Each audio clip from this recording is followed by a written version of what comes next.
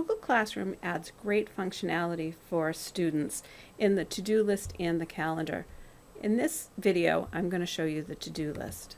So the to-do list is a great place for students to go to see what assignments are due, which ones are missing, and which ones are completed. So as you see up top, we have the assigned, those are the ones that are due, missing, those are the ones I haven't completed, and done, these are the ones that have already been turned in. A good tip is to always add an assign date because this will help your student to stay better organized. It also helps the parents so that they can help students realize when projects are done. Assignments that do not have a due date will never go into the missing category. They'll just stay in the assigned category.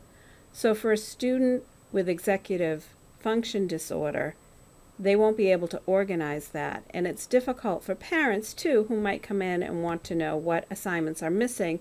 They won't ever show up there. So these assignments will always stay in the assigned area. It's a good habit to get into as a teacher to always put an assignment due date on your assignments.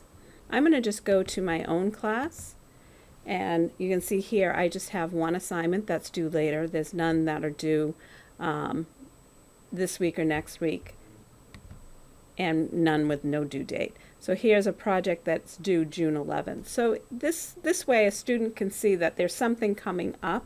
So when students click on the assignment, they'll go to the assignment just like if they were in your Google Classroom. You can see up here it is the Google Classroom and here is the assignment. So this is just another way to get the information about the assignment.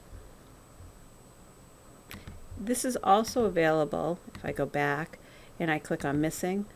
If I click on the assignment there, I'll get the same information as well. So it does go to the actual assignment. The missing, again, these are assignments that the student is missing. They can go through and complete the assignments from here. It's great because a parent will also be able to see this when they're logged in with their child. The done category will show those assignments that have been completed. So there was one assignment with no due date, and then that was turned in, and then all the others were due earlier. So that is the to-do list.